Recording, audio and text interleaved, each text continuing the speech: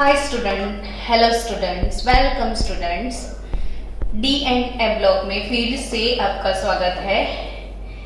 और ये चैप्टर जिसको हम ट्राई कर रहे हैं कुछ मसालेदार, कुछ टेस्टी वेस्टी बनाने का, तो उसी टेस्टी चटनी के साथ आज मुझे सर्व करना है। कौन सा टॉपिक पता है? स्टैंडर्ड इलेक्ट्रोड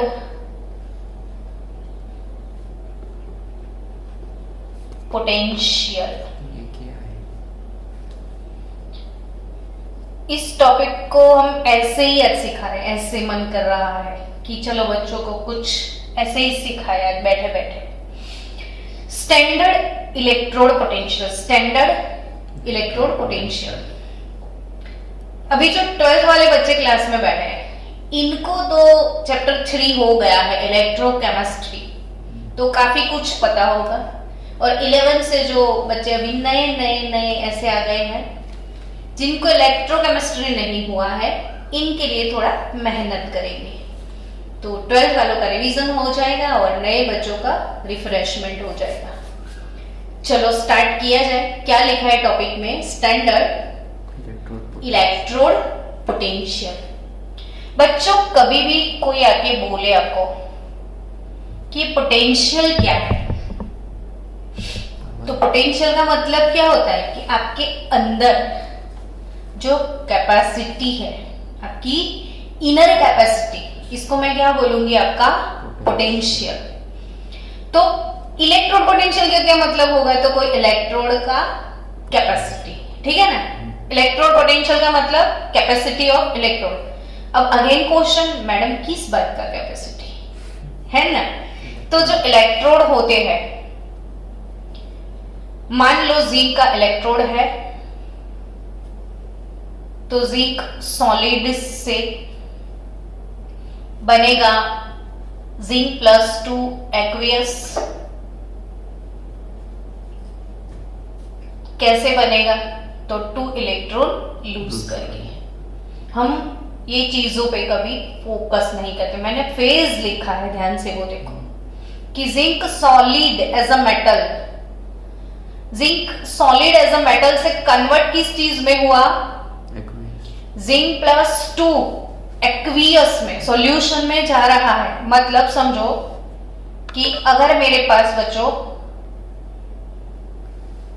जिंक सल्फेट का सॉल्यूशन है, किस चीज का सॉल्यूशन है? जिंक सल्फेट का। जिंक सल्फेट का सॉल्यूशन मतलब जिंक 2 SO4 डाइनेगेटिव -2। तो ये कॉम्प्लेक्स, ये कंपाउंड का ये सॉल्यूशन है। मान लो इसमें मैंने जिंक का स्ट्रिप यानी जिंक रॉड रख दिया, तो सॉलिड होगा ना बच्चों। अभी जिंक का जो भी स्ट्रिप है, इसको किसी और इलेक्ट्रोड के साथ कनेक्ट करोगे। अब यहाँ पे मान लो शायद कॉपर सल्फेट के सॉल्यूशन में कॉपर का स्ट्रिप मैंने रख दिया, बैटरी बना ली। Zinc is more reactive than copper. सुन रहे हो मुझे? जब भी जो चीज समझना है ना, प्रिंस तू बता देना, ताकि उन बच्चों को फायदा हो जाए। और तेरे फेस के जो एक्सप्रेशन आ रहे हैं, जैसे तू समझता जा रहा है, तो मुझे और मजा आ रहा है। मैंने क्या बोला? ये जिंक सल्फेट का सॉल्यूशन है जिसमें जिंक का रॉड रखा हुआ है। कॉपर सल्फेट का सॉल्यूशन है जिसमें क्या है? Copper rod. अब मैंने एक चीज बोली, zinc is more reactive than copper. आपने 10th में रिएक्टिविटी सीरीज पढ़ा था, आपको बाय हार्ट करना ही है। सब बच्चों को रिएक्टिविटी सीरीज अच्छे से याद होना चाहिए। Yes, zinc is more reactive than copper. अब एक एक चीजों को सुनना कि जो मोर रिएक्टिव होता है ना बच्चों, वो हमेशा इलेक्ट्रॉन लूज करने की टेंडेंसी रखता है। तो लेस रिएक्टिव की टेंडेंसी क्या रहेगी? इलेक्ट्रॉन गेन करने की। तो ये जिंक रॉड जो है वो 2 इलेक्ट्रॉन को लूज कर देता है। हायर वही इलेक्ट्रॉन जो लूज करेगा वो इलेक्ट्रॉन फ्लो इधर आने लग जाएगा और सॉल्यूशन से Copper+2 जो है वो इलेक्ट्रॉन गेन करने लगेगा और डिपॉजिट होने लगेगा। यानी कॉपर के लिए मैं बोल सकती हूँ Copper+2 सॉल्यूशन में जो है वो, ये सॉल्यूशन किसका है? कॉपर सल्फेट का, जिसमें क्या है Cu2, वो ये इलेक्ट्रॉन गेन करते हैं। Cu2 एक्वियस, क्यों मैंने एक्वियस लिखा? वो सॉल्यूशन में है, इनकी बात है। क्या करते हैं वो लोग? Electron gain. Yes, electron gain. बनते क्या है पता है? कॉपर मेटल बन जाते हैं और इधर डिपॉजिट होने लग जाते हैं। ये जो कॉपर का रॉड है ना, उस पे और कॉपर का डिपोजिशन हो जाएगा। कहां से वो निकलेगा? सॉल्यूशन से। यानी इसने इलेक्ट्रॉन क्या किया? गेन कर लिया। ठीक है, इसने इलेक्ट्रॉन क्या कर लिया? लूज कर लिया। तो इसका क्या हो गया? इसका क्या हुआ? रिडक्शन। ठीक है ना। अभी ये कॉमन लेवल पे मैं एक्सप्लेन कर रही हूं, बहुत डीप में जाने वाले हैं, बने रहिए अपनी कैपेसिटी पे, और मजा आने वाला है। बहुत इंटरेस्टिंग टॉपिक है, बी लाइव। जिंक, देखो zinc solid, zinc solid, zinc solid, ये वाला रॉड वो मेल्ट हो रहा है और टपक टपक ऐसे सॉल्यूशन में जा रहा है। तो जिंक सॉलिड से जिंक एक्वियस बनने का जो सफर है, उससे इन दोनों के बीच का जो पोटेंशियल डिफरेंस है वही होता है ऑक्सीडेशन, इलेक्ट्रोड पोटेंशियल। सफर कौन सा सफर मैं बोल रही हूं? जिंक सॉलिड से क्या बनने का सफर? जिंक टू एक्वियस बनने का सफर। तो ये हो गया ऑक्सीडेशन, और इन दोनों के बीच का जो डिफरेंस है, पोटेंशियल डिफरेंस, वो होता है इलेक्ट्रोड पोटेंशियल। अब ये इलेक्ट्रोड पोटेंशियल कैसे नोट डाउन करते हैं, इसको कैसे मेजर किया जाता है, मेजर करने के कौन से तरीके हैं, वो सारे इलेक्ट्रोकेमिस्ट्री में सीखने वाले हैं। लेकिन आज मैं कुछ और बताने वाली कि ये जिंक सॉलिड से zinc to aqueous 2 electron lose करके कैसे बनता है। ये रिएक्शन कौन सा हुआ? और ये कौन सा हुआ? रिडक्शन। अब मान लो मुझे कोई ऑक्सीडेशन पोटेंशियल जिंक का मेजर करना है। क्या मेजर करना है? यस, तू मेरे को एक बार फिर से इक्वेशन लिखवा दे। Zinc solid Zn+2 aqueous +2 electron. Reaction कौन सा है?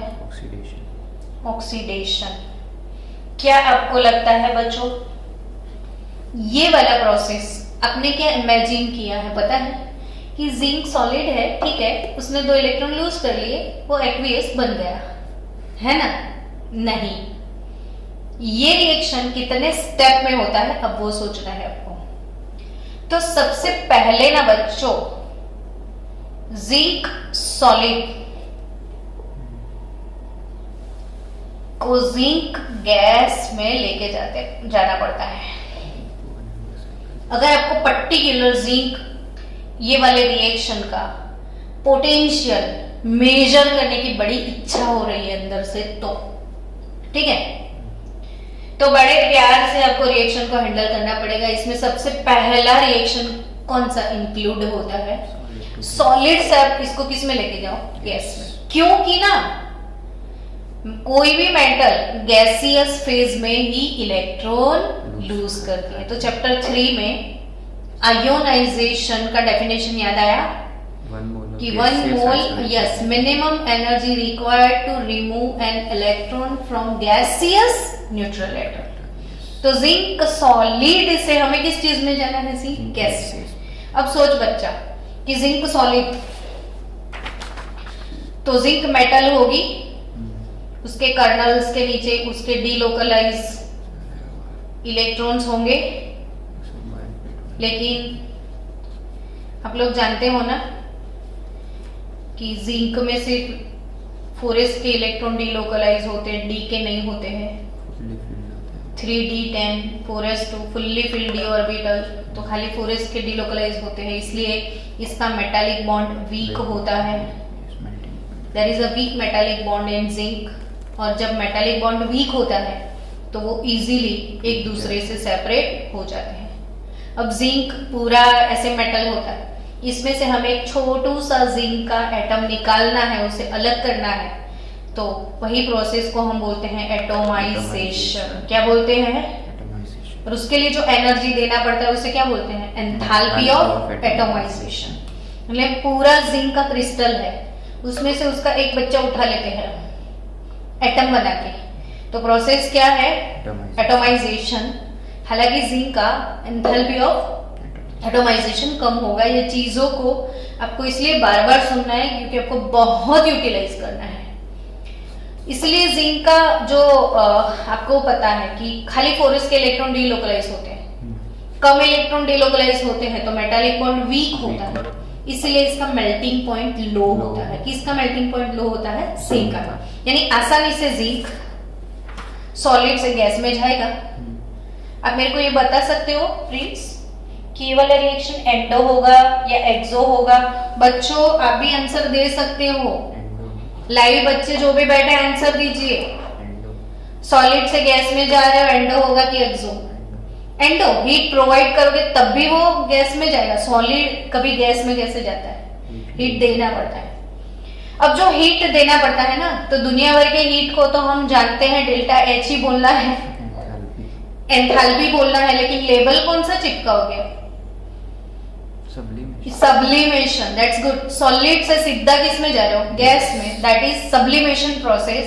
That type of heat is known as sublimation enthalpy, and sublimation enthalpy is nothing but equivalent as a enthalpy of atomization. ये वाली प्रोसेस में जो सब्लिमेशन एंथैल्पी है उसी को हम क्या बोलेंगे? और ये एंथैल्पी तो एब्जॉर्ब हो रहा है ना, तो पॉजिटिव होगा। स्टेप 1।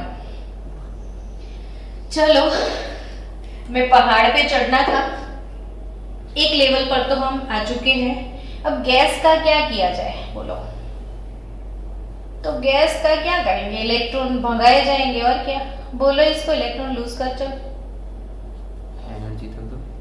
एनर्जी। और आप जानते हो ये रिएक्शन भी 2 स्टेप में होगा। क्यों इसने 2 इलेक्ट्रॉन लूज नहीं किए? जब पहला लूज करेगा तो IE1, दूसरा लूज करेगा तब IE2, और दोनों एक साथ लूज करेगा तो IE1 plus IE2। So next step में भी हमें खर्चा ही करना पड़ेगा।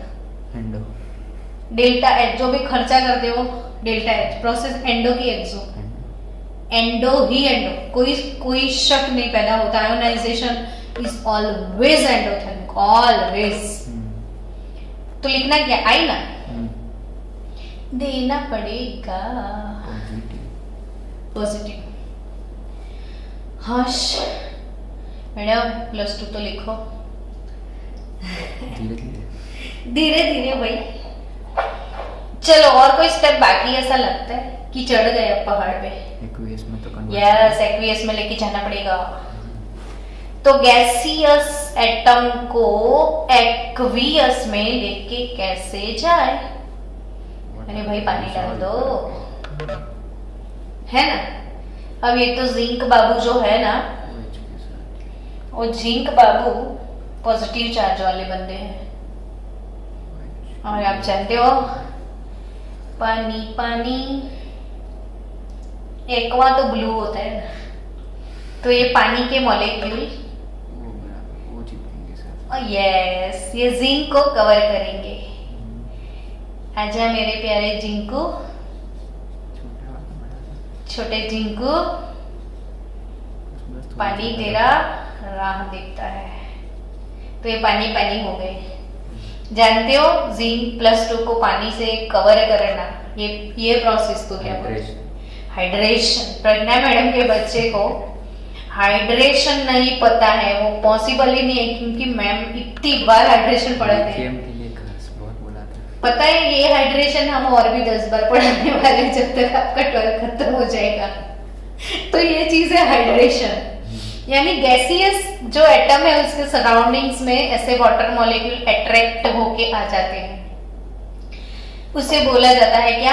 हाइड्रेशन। और तब बताओ मुझे, अब चलो बहुत बार पढ़ा ना, हंस लिया ना, बताओ हीट रिलीज होता है एब्जॉर्ब होता है? रिलीज होता है। ये आंसर मिला। अब की बार रिलीज हो रहा है। ये जेई वाले जो बच्चे हैं,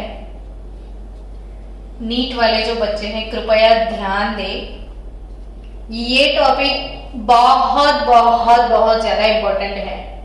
इसीलिए आज जैसे ही पहले ये टॉपिक उठा लिया ताकि कंसेप्ट सबके क्लियर हो जाए। जिंक प्लस 2 गैस पानी में डाल दो, जिंक प्लस 2 एक्विया, सॉल्यूशन बन गया। अब क्या होगा? तो हीट क्या करेगा? रिलीज होगा। एब्जॉर्ब होगा तो रिलीज ही होता है ना, और उसे क्या बोलते हैं? Enthalpy of hydration. और हाइड्रेशन एंथैल्पी नेगेटिव रहता है। अब उसी रिएक्शन जो मैंने जिंक के लिए लिखे हैं ना, उसको ना हम जनरल मेटल के लिए कन्वर्ट कर दें। M सॉलिड से जाएंगे किस में? M गैस में। Enthalpy of sublimation which is positive. Metal gaseous atom से जाएंगे हम मेटल गैसियस प्लस आयन में। सारी एंथैल्पी का टोटल आएगा। Yes yes yes yes. और वो है एंथैल्पी ऑफ आयोनाइजेशन। तभी मैंने सोचा कंसेप्ट क्लियर कर देते हैं। और ये मेटल गैस जो है ना, इसको पानी में डाल दिया जाए तो गई गैस गई मेटल पानी में, गई मेटल पानी में। वो कौन सी एंथैल्पी निकलेगी? Hydration enthalpy. और पता है वो नेगेटिव होता है। अब इन तीनों का टोटल लगाया जाए तो तीनों कितने आदमी थे या कितने स्टेप थे, तो हम बोल सकते हैं तीनों स्टेप का टोटल किया जाए। और जब तीनों स्टेप का टोटल हो जाएगा ना, तो ये तो क तक, ये भी कट हो गया, देखा सीधा।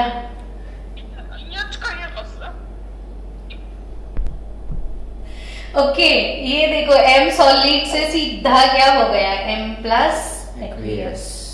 और ये वाली प्रोसेस अभी अभी हमने थर्मोडायनामिक कंप्लीट किया ना सबने, आप लोग बोल रहे हो, मुझे नहीं पता। तो उसमें अपने हेस लॉ पढ़ा होगा, Hess law, yes, summation of heat, है ना।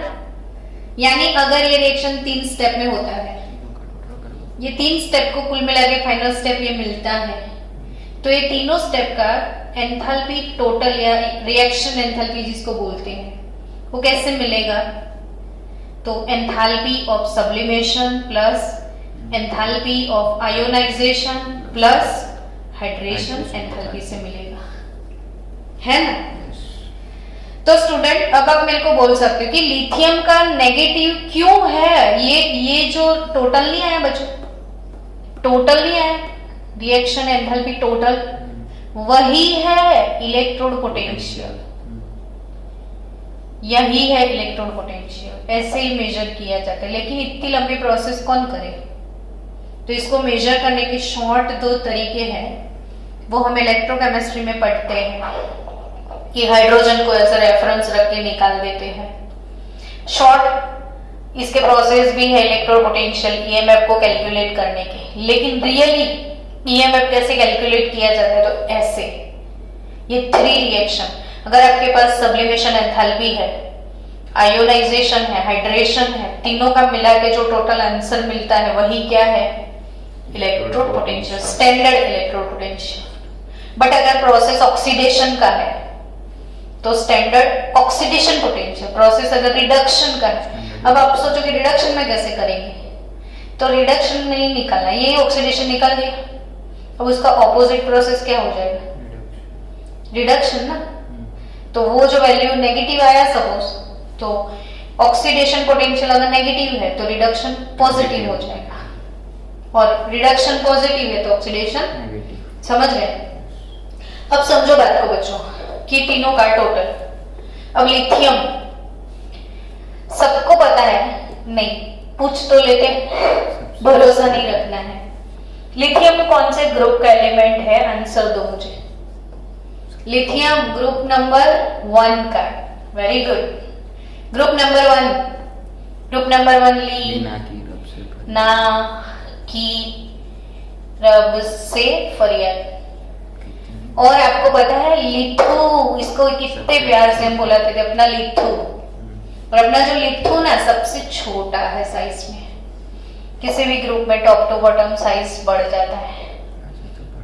और ऑलवेज मैंने बोल रही थी छोटे बच्चे पानी में बहुत खेलते हैं, यानी जो जितू छोटा, जितना छोटा उतना पानी में उसको खेलने का मजा आता है, उसका हाइड्रेशन मैक्सिमम होता है। तो आप आराम से समझ सकते हो, 12th वालों को तो मजा आ जाएगा, क्योंकि वो लोग जानते हैं लिथियम के पोटेंशियल को। ये पोटेंशियल सबके इलेक्ट्रोड के जो पोटेंशियल है ना, इसमें लिथियम टॉप पे विराजमान है। अब वो टॉप पे है बॉटम पे, वो बाद में बताती हूँ, पॉजिटिव या नेगेटिव। पर लिथियम जो है इसका highest negative potential I think 3.04 volt जितना होगा, मेरे को एग्जैक्टली आइडिया नहीं है, बट -3 पॉइंट समथिंग है इसका पोटेंशियल। अब क्यों इतना नेगेटिव इसका आ गया, विचारो, सोचो इतना नेगेटिव उसका क्यों आया। तो इन तीनों का टोटल किया, अब जानते हो लिथू सबसे छोटा, इसका हाइड्रेशन एंथैल्पी सबसे ज्यादा, और हाइड्रेशन नेगेटिव होता है, यानी इन दोनों, ये वाले दो फैक्टर से ये वाला फैक्टर इसका बहुत ज्यादा नेगेटिव आ गया, तब भी इसका रिडक्शन पोटेंशियल नेगेटिव आया, मैक्सिमम नेगेटिव। वैसे लीस्ट बोलते हैं इसको, क्योंकि नेगेटिव की ओर जा रहा है, पॉजिटिव होता तो हाईएस्ट हो जाता, बट नेगेटिव तो लीस्ट रिडक्शन पोटेंशियल। सबसे ज्यादा नेगेटिव किसका है पूरे periodic table, whole periodic table, सबसे ज्यादा नेगेटिव कौन लेके बैठा है, लिथू। क्यों? तो अब इसका आंसर आप दिल से समझ पाए कि क्यों उसका नेगेटिव है, क्योंकि उसका हाइड्रेशन मैक्सिमम हो रहा है। तो यहाँ पे हाइड्रेशन एंथैल्पी मैक्सिमम रिलीज होती है, तभी ना ये इसका नेगेटिव है। और कॉपर एक ऐसा है, ट्रांजिशन मेटल में सबका नेगेटिव है, लेकिन एक नंग जो है ना इसका पॉजिटिव है, कॉपर का, फिर सिल्वर का, गोल्ड का, मर्क्यूरी का, ये सारी वीआईपी मेटल है। गोल्ड, सोना, चांदी, ये वीआईपी लोग जो है ना सारे, इनका पोटेंशियल नेगेटिव नहीं है, पॉजिटिव है। अब क्यों होगा तो सोच लो आप, हाइड्रेशन एंथैल्पी उनकी कम होगी, या फिर कोई दूसरा ऐसा फैक्टर होगा जिसकी वजह से प्रॉब्लम होगा। तो कॉपर जो है ना, एक उसकी एंथैल्पी ऑफ एटोमाइजेशन सबसे ज्यादा होगी, एंथैल्पी ऑफ एटोमाइजेशन ज्यादा होती है, तो ये पार्ट इसका पॉजिटिव। यानी हर एक मेटल में अगर किसी की आयोनाइजेशन एंथैल्पी बहुत ज्यादा है, तो इसका ये पार्ट बहुत ज्यादा पॉजिटिव नहीं हो जाए, यस और नो? जरूर। Cu+2 की बात करो तो कॉन्फ़िगरेशन बोलो, आर्गन, Cu का नंबर 29 है, 3D10 4s1। जनरली कॉपर+2 की मैं बात कर रही हूँ, कॉपर+2 की, तो एक लूज किया तो डजंट मैटर, फिर स्टेबल नहीं हो गया है। अब स्टेबल से दूसरा निकालोगे तो क्या होगा, नहीं निकलेगा जल्दी, यानी उसका second ionization enthalpy very high, and due to very high ionisation enthalpy, ये पॉजिटिव पार्ट बहुत ज्यादा बड़ा हो गया है ना, ड्यू टू दैट इसका पोटेंशियली कितना कैसा हो गया, पॉजिटिव। यानी अब किसी किसी का पॉजिटिव है, किसी किसी का नेगेटिव है, तो ये किस पे डिपेंड करता है, किसी का इलेक्ट्रोड पॉजिटिव, ज्यादा पॉजिटिव, कम पॉजिटिव, ज्यादा नेगेटिव, मैक्सिमम नेगेटिव, किस चीज पे डिपेंड करता है, तो ये तीनों फैक्टर पे। किसी का हो सकता है सब्लिमेशन एंथैल्पी बहुत ज्यादा हो, किसी का हो सकता है आयोनाइजेशन एंथैल्पी ज्यादा हो। लिथियम का क्या है, हाइड्रेशन बहुत ज्यादा है, नेगेटिव पार्ट ज्यादा है तो वो नेगेटिव हो गया। पॉजिटिव पार्ट ज्यादा है तो वो पॉजिटिव है ना। मस्त टॉपिक। तो यही है इलेक्ट्रोड पोटेंशियल की रामायण महाभारत, जो समझो वो। अब स्टूडेंट इलेक्ट्रोड पोटेंशियल कैसे निकालते हैं समझ में आया, बट इतनी सारी प्रोसेस कौन करे? शॉर्टकट रास्ता नहीं होगा कोई, होगा ना? तो शॉर्टकट रास्ता सबको पता है कि अगर मुझे जिंक का पोटेंशियल निकालना है तो जिंक को मैं क्या करूं, बैटरी बना दूं जिंक की। ये जिंक का रॉड ले लिया जाए, जिंक सल्फेट का ही उसके रिलेटेड जो भी स्ट्रिप रखते हैं ना उसके रिलेटेड इधर सॉल्यूशन डाल दो। और इसके साथ हमने एक ऐसा इलेक्ट्रोड बनाया है जो इलेक्ट्रोड का पोटेंशियल हमने मान लिया है कि 0.0 वोल्ट है। हमने कंसीडर कर लिया कि इसका 0 है। कोई होता है सर जिसका 0 हो? नहीं होता, कभी 0 हो वैसा नहीं होता, बट ऑलमोस्ट हाइड्रोजन का हमने एक्सेप्ट कर लिया कि भाई तेरा चल 0, बेचारा। अब ये हाइड्रोजन इलेक्ट्रोड मैंने बना दिया। हाइड्रोजन गैस का थोड़ी इलेक्ट्रोड होता है लेकिन एक प्लेटिनम का स्ट्रिप होता है। कौन सा स्ट्रिप? उसके ऊपर हाइड्रोजन गैस को एब्जॉर्ब किया जाता है, फिर उसको कॉपर के तार से ऐसे इसके साथ कनेक्ट कर लो। वन बार इसका जरा डिजाइन थोड़ा अलग होता है। इधर से गैस पास किया जाता है 1 बार प्रेशर पे, हाइड्रोजन गैस जो प्लेटिनम की स्ट्रिप होती है, पट्टी होती है, उस पर एब्जॉर्ब हो जाता है तो हमें हाइड्रोजन इलेक्ट्रोड मिल जाता है। ऐसे गैस का इलेक्ट्रोड हमने बना दिया। और ये स्टैंडर्ड हाइड्रोजन इलेक्ट्रोड है जिसका कितना मान लिया है हमने 0.0। अब इसका तो हम लोग जानते नहीं, निकालना है, प्रोसेस है हमारे पास वो लंबा लंबा 3 स्टेप वाला, लेकिन पागल हो जाओ वो प्रोसेस को करते करते। यहाँ से शार्प इजी गोइंग मिल जाएगा। तो कैसे? तो बीच में वोल्ट मीटर डाल दो, या पोटेंशियोमीटर से परफेक्ट पोटेंशियल मिलता है तो क्या डाल दो? पोटेंशियोमीटर। कुछ नहीं करना है, तो बस ये बैटरी बना ली आपने, ये इलेक्ट्रॉन लूज करेगा, ये गेन करेगा, तो ऑब्वियसली एक बन जाएगा एनोड, दूसरा बन जाएगा कैथोड, और यहाँ पे आपको कुछ पोटेंशियल दिखेगा। और वो जो पोटेंशियल अगर 0.76 वोल्ट मिल गया, कितना पोटेंशियल मिला? 0.76 वोल्ट। तो वो होगा किसका? इसका। क्यों वो इसका होगा? क्योंकि इसका तो 0 है। तो फिर आपका क्वेश्चन हो कि क्यों मैम ऐसा? तो यस, ये जो बैटरी बनाया है ना, ये बैटरी के पोटेंशियल को हम ई नॉट सेल बोलते हैं। ये पूरा बैटरी जो है इसके पोटेंशियल को क्या बोलते हैं? वो कैसे निकलता है पता है? E naught cathode minus E naught anode से। अब कैथोड तो अपना वो हाइड्रोजन है H2/H प्लस, एनोड कौन है? Zn2/Zinc। Cathode minus anode formula में हम जनरली रिडक्शन पोटेंशियल को यूज करते हैं। अगर ऑक्सीडेशन यूज किया तो एनोड माइनस कैथोड। तो वो सब हम इलेक्ट्रोकेमिस्ट्री में सीखने वाले हैं, बट अभी के लिए जस्ट इतना रेफरेंस में बता दूं कि बैटरी बना दो, एक साइड किसी इलेक्ट्रोड को लगा दो, दूसरे साइड रेफरेंस डाल दो, फिर इस पोटेंशियोमीटर में आपको रीडिंग मिल जाता है। अब रीडिंग मिल गया तो E naught cathode minus E naught anode हो जाएगा। अब जानते हो कैथोड का एनोड टोटल वैल्यू हमारा 0.76 है। ई नॉट कैथोड का वैल्यू हमें मेजर करना था। ई नॉट एनोड तो वैसे भी 0 है, मे बी इसका वैल्यू जो भी आएगा कैथोड माइनस, अच्छा कैथोड तो हाइड्रोजन है ना, तो हाँ ये 0.00 आएगा। ये एनोड है हमारा, तो एनोड का आंसर आ गया -0.76 वोल्ट जिंक का। समझ गए? तो आप कैसे इलेक्ट्रोड पोटेंशियल को मेजर कर सकते हो? तो 2 मेथड कौन सी? एक तो ये तीनों प्रोसेस फॉलो करो, सब्लिमेशन, फिर क्या? आयोनाइजेशन, फिर क्या? हाँ, या एटोमाइजेशन, आयोनाइजेशन और हाइड्रेशन।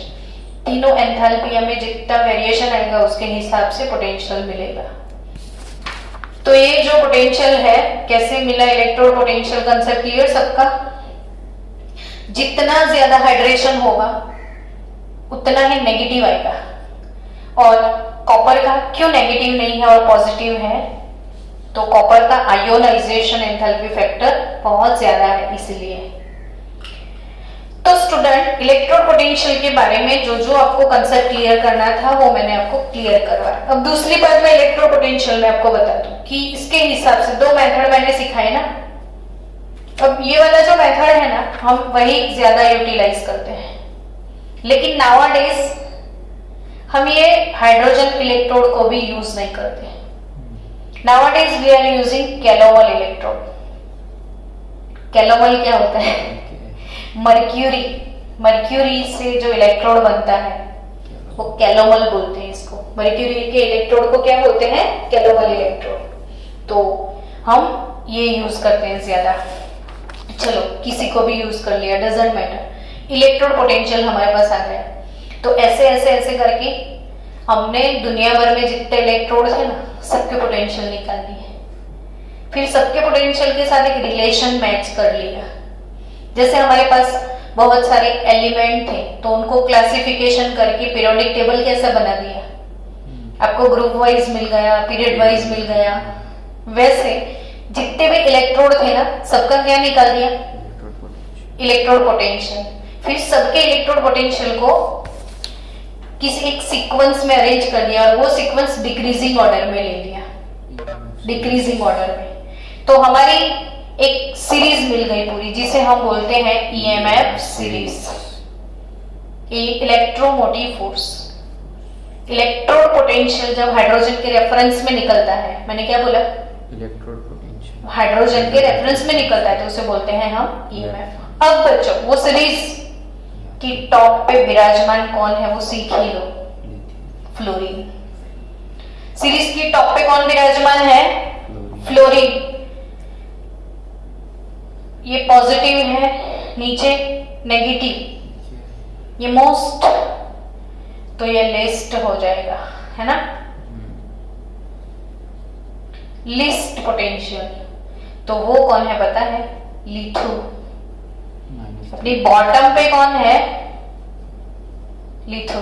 टॉप पे कौन विराजमान है? अब किसी को भी पूछोगे ना, छोटे बच्चे को, तो वो बता देगा कि ऊपर पॉजिटिव है, इधर नेगेटिव, तो बीच में जीरो भी होगा। और जीरो किसका है बताए? हाइड्रोजन का।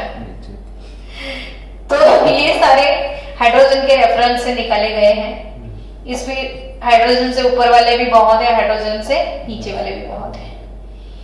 और ये पूरी सीरीज को अब प्रिपेयर पोटेंशियल के साथ करने के लिए बैठो तो बुखार आ जाए सबको। बट आपको 10th में रिएक्टिविटी सीरीज पढ़ा के रखी है ना? ये के, Na, Ca, Mg, Al, zinc, Fe, Pb, Cu, Pb के बाद H होगा ना, ये अपना हाइड्रो,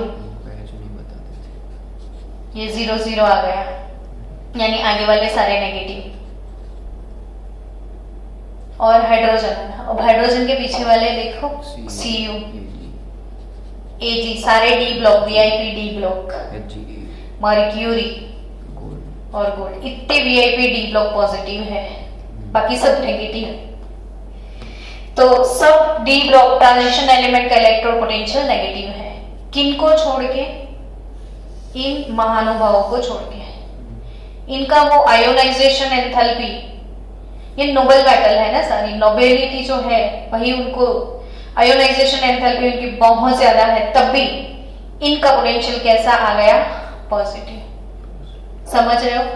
तो आगे वाले रिएक्टिव और पीछे वाले लेस रिएक्टिव। नोबल लोग लेस रिएक्टिव है, तो जिनका नेगेटिव है वो मोर रिएक्टिव है, जिनका पॉजिटिव है वो लेस रिएक्टिव है। डन? तभी बच्चों बार बार एक क्वेश्चन आता है हमेशा कि ऐसा कौन सा मेटल है जो एसिड के साथ हाइड्रोजन गैस प्रोड्यूस नहीं करता है, यानी मैंने रेडॉक्स में सिखाया हुआ है आपको, कॉपर। तो ये 4 मेटल ऐसे हैं जो हाइड्रोजन के साथ रिएक्ट नहीं करेंगे क्योंकि हाइड्रोजन का सॉल्यूशन होगा। अब पता है more reactive metal can displace less reactive metal from its solution. यानी मेरे पास कॉपर सल्फेट का सॉल्यूशन है, समझ रहे तो? Yes yes. इसमें मैंने जिंक को डाल दिया तो जिंक कॉपर को डिस्प्लेस करता है, जिंक सल्फेट बनाएगा, कॉपर डिस्प्लेस हो जाता है। तो देखो zinc is more reactive than copper, तो जो मोर रिएक्टिव वो लेस रिएक्टिव को उसके सॉल्यूशन से फ्री करता है। अब देखो कॉपर और हाइड्रोजन एसिड, एसिड यानी हाइड्रोजन का सॉल्यूशन नहीं हुआ, एसिड यानी किसका सॉल्यूशन हुआ? हाइड्रोजन का। HCl का सॉल्यूशन एसिड है और कॉपर उसके पीछे है, तो इधर क्या है? मोर रिएक्टिव सॉल्यूशन है और लेस रिएक्टिव मेटल। तो less reactive metal can not displace more reactive metal, इसीलिए कॉपर हाइड्रोजन को डिस्प्लेस नहीं करता है उसके सॉल्यूशन से। तब भी आप HCl के सॉल्यूशन में कॉपर का पट्टी डालोगे तो कभी भी हाइड्रोजन गैस प्रोड्यूस नहीं होगा, कुछ होगा ही, रिएक्शन ही नहीं होगा। इतना खतरनाक एसिड, सिल्वर, आप खतरनाक एसिड लेके आओ मार्केट से और इसमें सिल्वर का रिंग डाल दो, कुछ नहीं होगा। हाँ, फिर सिल्वर में कोई एडल्ट्रेशन रहेगा, प्योर सिल्वर नहीं होगा तो रिएक्ट हो सकता है, लेकिन प्योर सिल्वर का रिंग है अगर आपके पास और आपने एसिड के सॉल्यूशन में डाल दिया तो डोंट वरी, रिएक्शन ही नहीं होगा। ये मैजिक ऑफ केमिस्ट्री,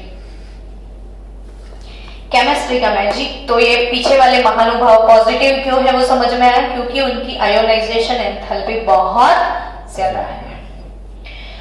चलो बच्चों, अब ये बात सुनो कि जो जिसका जितना नेगेटिव होता है उतना वो रिएक्टिव होता है कि नहीं? नेगेटिव वाले रिएक्टिव, रिएक्टिव मतलब क्या? तो इलेक्ट्रॉन छोड़ने वाले।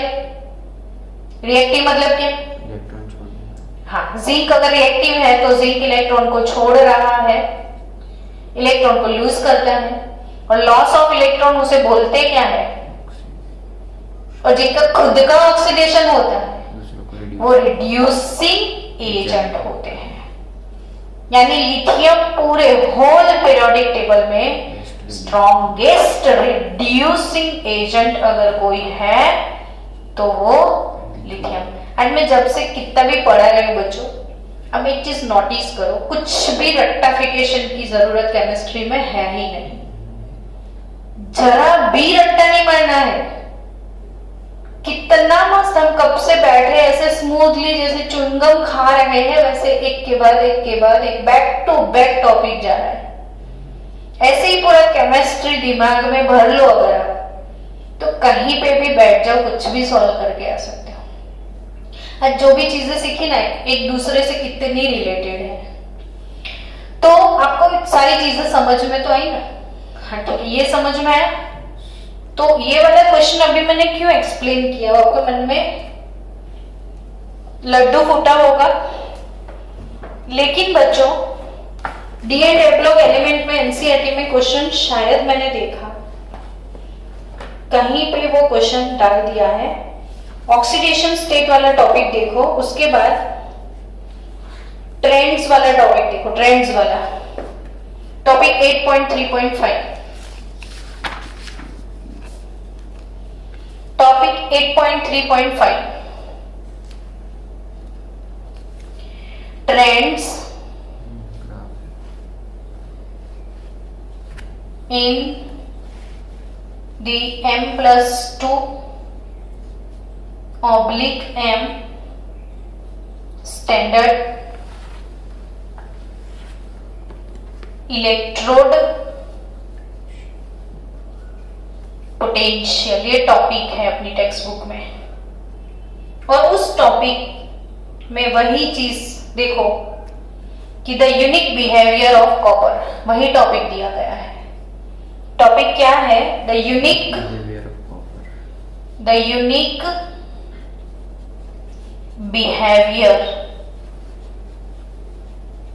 Of copper. कॉपर यूनिक है, तब भी हम कब से कॉपर कॉपर कॉपर कॉपर बोले जा रहे हैं।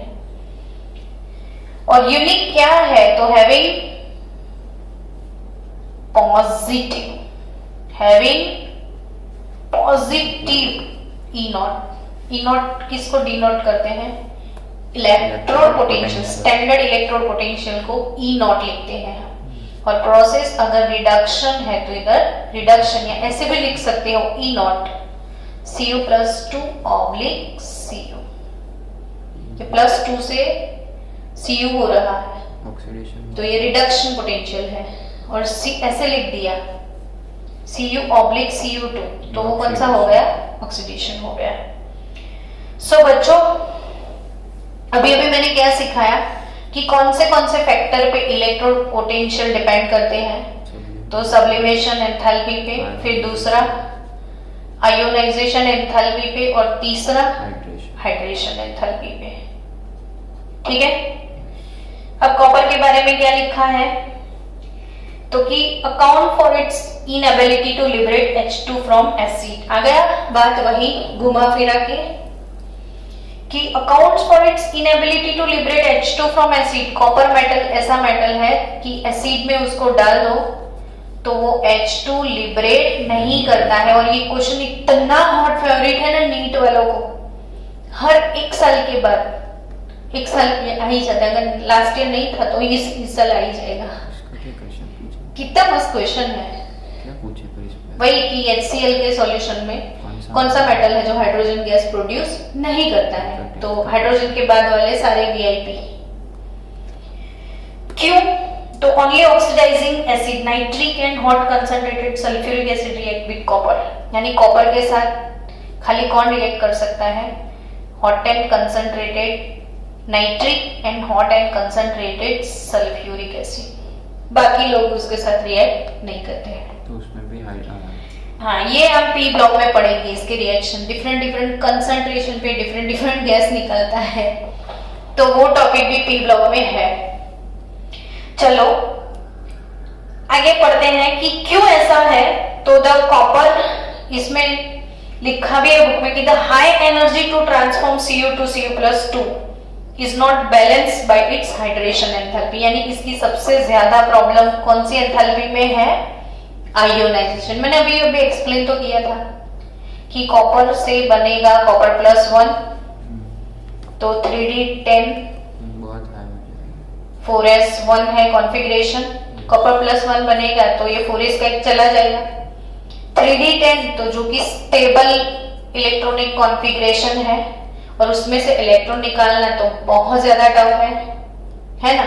तो जल्दी इलेक्ट्रॉन नहीं निकलेगा, तब भी वो हाई आयोनाइजेशन एंथैल्पी की वजह से इसका M+2 जो पोटेंशियल है वो पॉजिटिव है। अब बच्चों आपकी टेक्स्ट बुक में एक क्वेश्चन है एग्जाम्पल 8.4, वो भी सॉल्व कर लो कि why Cr+2 is reducing agent, why Cr+2 is reducing agent while Mn+3 is oxidizing। क्या क्वेश्चन क्या है? why Cr+2 is reducing agent and Mn+3 oxidizing agent when both have D4 configuration। तो क्यों ऐसा है? Cr+2 रिड्यूसिंग है जबकि Mn+3 क्या है? ऑक्सीडाइजिंग है। तो Cr+2 के कॉन्फ़िगरेशन के बारे में सोचो कि Cr+2 is reducing as its configuration changes from D4 to D3। Cr+2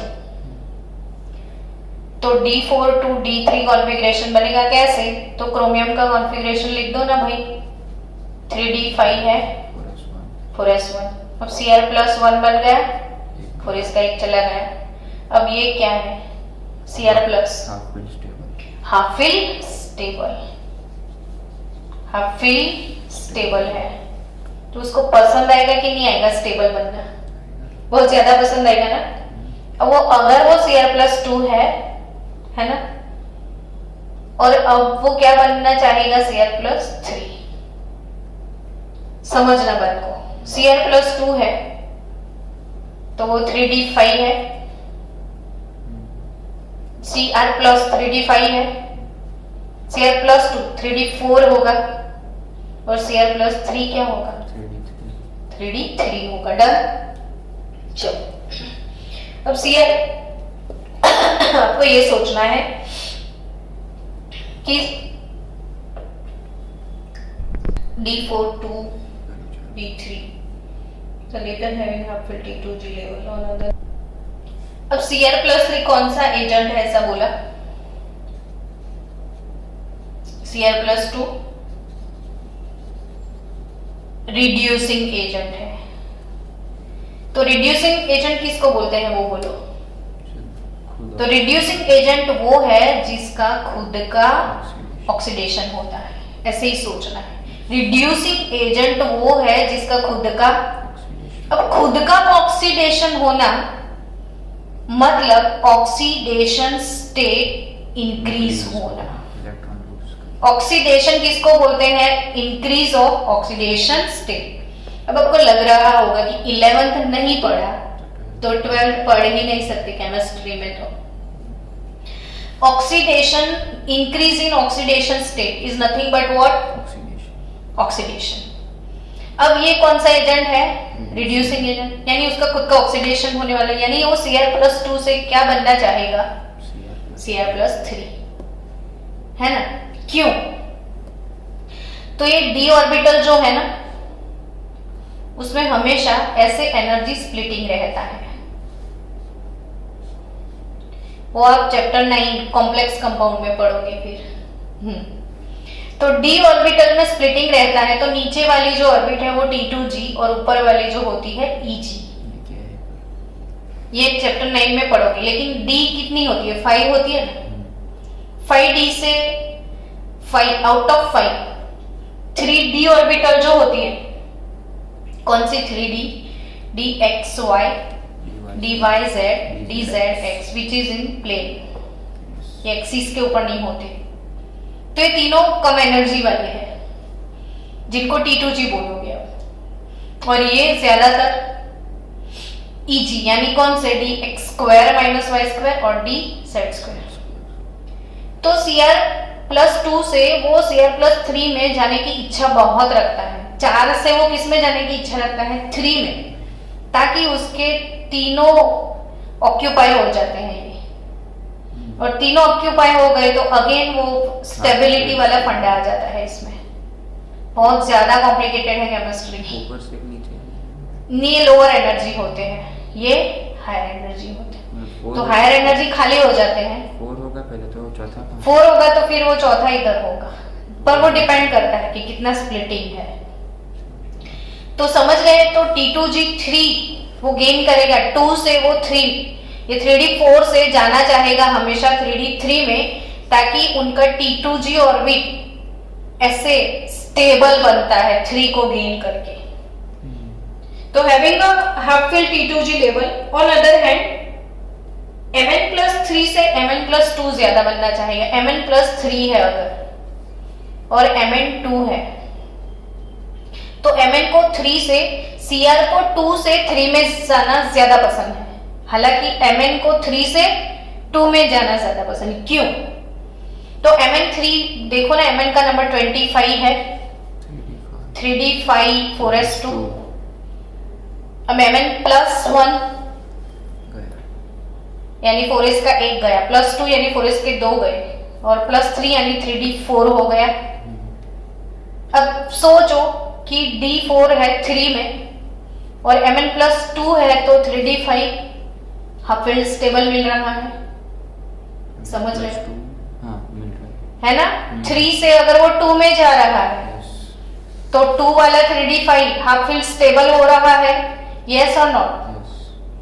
तो Mn3 स्टेबल होने के लिए ज्यादातर पसंद करता है चलो मैं 2 में चला जाऊं, यानी इसका ऑक्सीडेशन स्टेट 3 से क्या हो रहा है? 2 डिक्रीज हो रहा है, यानी इसका क्या हो रहा है? रिडक्शन। तो दूसरों को क्या करेगा वो?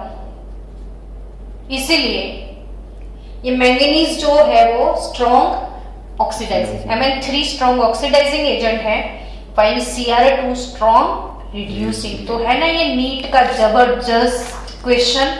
आज नीट के ही टॉपिक सब लोग, हमें ये नीट जी के काफी इंपॉर्टेंट टॉपिक है। सो स्टूडेंट्स, आपको ये चीजें समझ में आ गई। और उसके बाद आपकी टेक्स्ट बुक में इंडेक्स क्वेश्चन भी है एक कि E0 for m+2/m value for copper positive is +0.34 volt. क्यों? तो हम कब से तो बोल रहे हैं कि उसके आयोनाइजेशन एंथैल्पी बहुत ज्यादा है। तो what is possible reason for this? Question ये पूछा, what is the possible reason for this? तो क्या बोलोगे? बोलो। यस, तो इट्स बाकी के दो question, high atomisation enthalpy and low hydration enthalpy. High atomisation enthalpy बहुत ज्यादा हाई है, हाइड्रेशन एंथैल्पी काफी लो है। Low hydration enthalpy, high atomisation enthalpy as well as high ionisation enthalpy. तो कॉपर का क्वेश्चन यानी टॉपिक अपना कौन सा आज खत्म हुआ? 8.3.5। अब कल मैं आपको पढ़ाऊंगी ऑक्सीडेशन स्टेट वाला टॉपिक, और उसमें भी मुझे एक दो चीजें एक्स्ट्रा पढ़ानी है, और उसके बाद हम ऑक्सीडेशन स्टेट वाले कंसेप्ट पे कल जाएंगे। Bye bye.